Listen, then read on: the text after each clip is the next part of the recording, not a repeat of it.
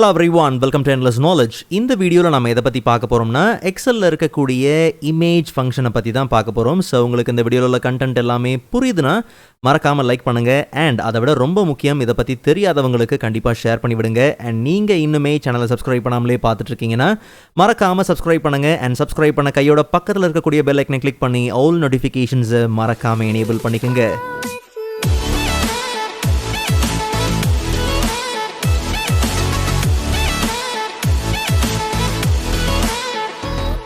Alright, so first of all, Excelல இருக்கக்கூடிய image ஃபங்க்ஷனை use பண்ணி ஆன்லைனில் இருக்கக்கூடிய வெப் சோர்ஸில் இருக்கக்கூடிய இமேஜஸை நாம் இங்கே இன்சர்ட் பண்ணிக்க முடியும்.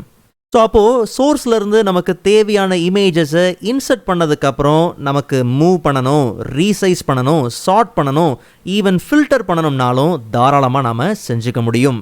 ஸோ அப்போது நாம் எம்ப்ளாயோட டேட்டா, இன்வென்ட்ரிஸ், மேத்தமெட்டிக்கல் கான்செப்ட் எதை மெயின்டைன் பண்ணாலும் அந்த இடத்துல இமேஜ் ஃபங்க்ஷனோட பங்களிப்பு கண்டிப்பாக இருக்கும். ஸோ ஜஸ்ட் நம்ம ஃபார்முலாஸ் டேப்குள்ளே போனோம்னா அங்கே நமக்கு மோர் ஃபங்க்ஷன்ஸ் அண்ட் வெப் ஃபங்க்ஷனோட கேட்டகரியில் நமக்கு இந்த இமேஜ் ஃபங்க்ஷன் இருக்குது. Okay, so equal to image function. So இந்த இமேஜ் ஃபங்க்ஷனில் நமக்கு மொத்தம் 5 ஆர்குமெண்ட் இருக்குது. அதில் கடைசி 4 ஆர்குமெண்ட் பார்த்தோம்னா ஆப்ஷனல், கண்டிப்பாக நம்ம அதை யூஸ் பண்ணணும்னு அவசியம் கிடையாது. பட் இந்த ஃபர்ஸ்ட் ஆர்குமெண்ட் சோர்ஸ், இந்த ஆர்குமெண்ட்டில் தான் நாம் எந்த ஆன்லைன் சோர்ஸ்லேருந்து இமேஜை எடுக்கிறோமோ அந்த இமேஜோட லிங்க், அந்த யூஆர்எல்லை பார்த்திங்கன்னா நாம் இந்த ஆர்குமெண்ட்டில் கரெக்டாக பேஸ்ட் பண்ணி ஆகணும். செகண்ட் ஆர்குமெண்ட் பார்த்தோம்னா ஆல்ட் டெக்ஸ்ட், அதாவது ஆல்டர்னேட்டிவ் டெக்ஸ்ட். நாம் இன்சர்ட் பண்ணுற இமேஜை டிஸ்கிரைப் பண்ணுற மாதிரி ஒரு டெக்ஸ்ட்டை நீங்கள் இன்சர்ட் பண்ண விரும்புகிறீங்கன்னா நீங்கள் தாராளமாக இந்த ஆல்டர்னேட்டிவ் டெக்ஸ்ட்டை நீங்கள் என்ன பண்ணலாம், இந்த ஆர்குமெண்ட்டை நீங்கள் மெயின்டைன் பண்ணிக்கலாம். அண்ட் அதுக்கு அடுத்த ஆர்குமெண்ட், தேர்ட் ஆர்குமெண்ட் பார்த்தோம்னா சைஸிங், என்ன சைஸை மெயின்டைன் பண்ண விரும்புகிறீங்க. ஸோ 0 அப்படிங்கிறது ஃபிட் செல். ஸோ ஒரிஜினல் ஆஸ்பெக்ட் ரேஷியோவை அந்த செல்லுக்குள்ளே பார்த்தீங்கன்னா அதை ஃபிட் பண்ணி மெயின்டைன் பண்ணிக்கும். இல்லைங்கிற பட்சத்தில் நீங்கள் செல்லை ஃபில் பண்ணணும், இல்லை ஒரிஜினல் சைஸை மெயின்டைன் பண்ணணும், இல்லை கஸ்டம் சைஸ் கொடுக்க போகிறேன். லைக் நீங்கள் ஹைட், விட்த், அந்த 2 ஆர்குமெண்ட் இருக்கு இல்லையா, நானே கஸ்டமாக ஹைட் என்ன, விட்த் என்ன, அந்த டைமென்ஷன்லாம் நானே கொடுத்துக்கிறேன் அப்படின்னும் போது இப்படியும் உங்களுக்கு தேவையான அந்த சைஸிங்கை நீங்கள் மெயின்டைன் பண்ணிக்க முடியும். ஸோ நாம் இப்போதைக்கு பேசிக்காக என்ன அப்படிங்கிறத பார்க்கலாம்.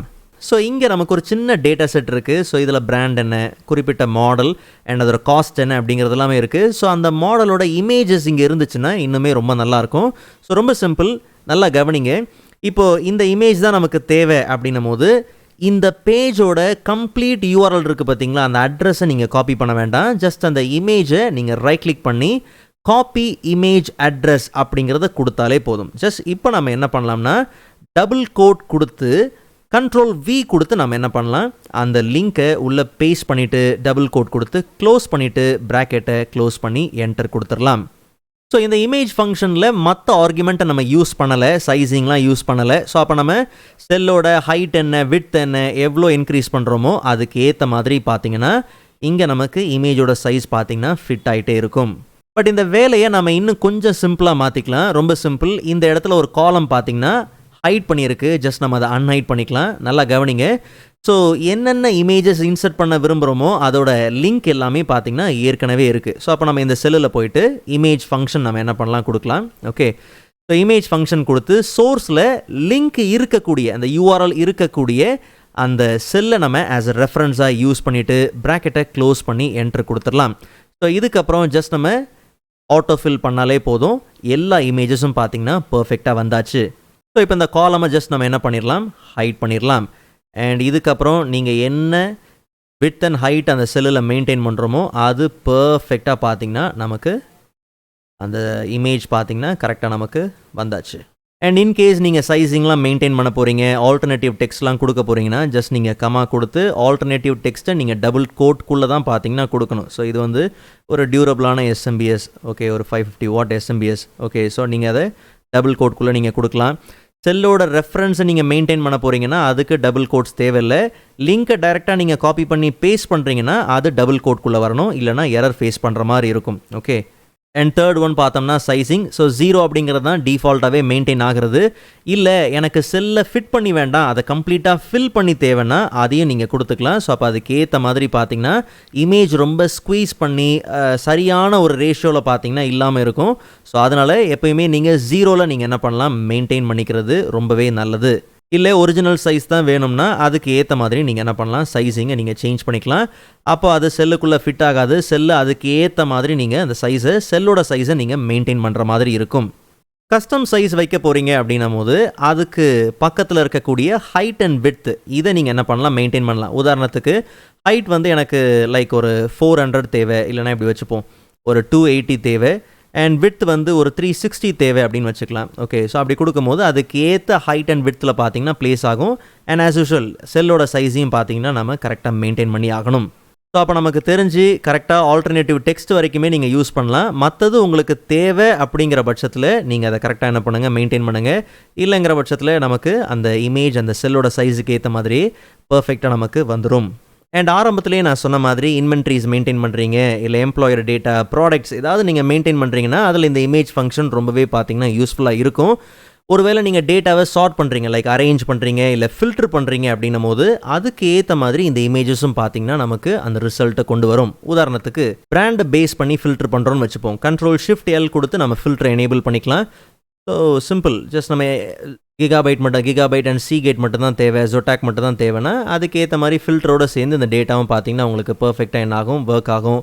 இல்லை நீங்கள் சார்ட் பண்ண விரும்புகிறீங்க அப்படின்னும் போது சார்ட்டிங்க்கும் நீங்கள் என்ன பண்ணலாம், யூஸ் பண்ணலாம். சேம் ஜஸ்ட் நம்ம சார்ட்டில் போயிட்டு சார்ட் A to Z அதுக்கேற்ற மாதிரி பார்த்தீங்கன்னா உங்களுக்கு இமேஜும் பார்த்தீங்கன்னா சார்ட் ஆகும். பட் நல்லா கவனிங்க, இமேஜே நீங்கள் ஃபில்டர் பண்ண விரும்புகிறீங்கன்னா ஜஸ்ட் அந்த ஃபில்டர் ஓப்பன் பண்ணி பாருங்கள். அதில் இப்போதைக்கு அந்த டியூரபிள் 550 அப்படிங்கிறது மட்டும்தான் இருக்கும். காரணம் அந்த ஃபர்ஸ்ட் இந்த இமேஜுக்கு மட்டும்தான், இந்த இமேஜுக்கு மட்டும்தான் நம்ம என்ன பண்ணியிருந்தோம்னா அந்த ஆல்ட் டெக்ஸ்ட் கொடுத்துருந்தோம். ஸோ இமேஜே நீங்கள் ஃபில்டர் பண்ண விரும்புகிறீங்கன்னா அந்த ஆல்ட் டெக்ஸ்ட் ரொம்ப முக்கியம். ஸோ அதை கரெக்டாக நீங்கள் மெயின்டைன் பண்ண பாருங்கள். அண்ட் ஃபைனலாக ஒரு 3 விஷயத்தை நீங்கள் நல்லா கவனிக்கணும்.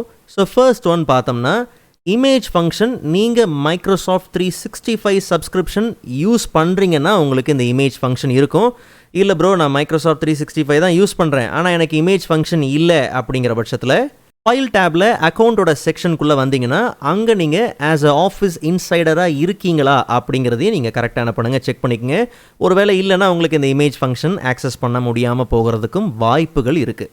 ரெண்டாவது, இன்டர்நெட் கனெக்ஷன் கண்டிப்பாக தேவை. பிகாஸ் நம்ம கொடுத்த லிங்க்லேருந்து அந்த இமேஜை நமக்கு கொண்டு வரணும். ஸோ அதுக்கு பேசிக்காக இன்டர்நெட் கனெக்ஷன் கண்டிப்பாக தேவை.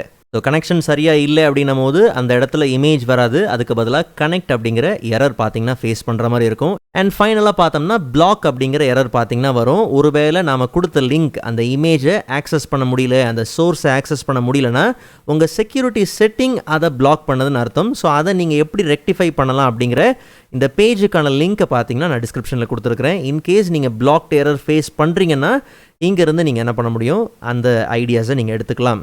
மற்றபடி நம்ம பார்க்குற இந்த ஃபார்மேட்ஸ் எல்லாமே சப்போர்ட்டட் தான். ஸோ இதையும் நீங்கள் கண்டிப்பாக கவனிச்சுக்கணும்.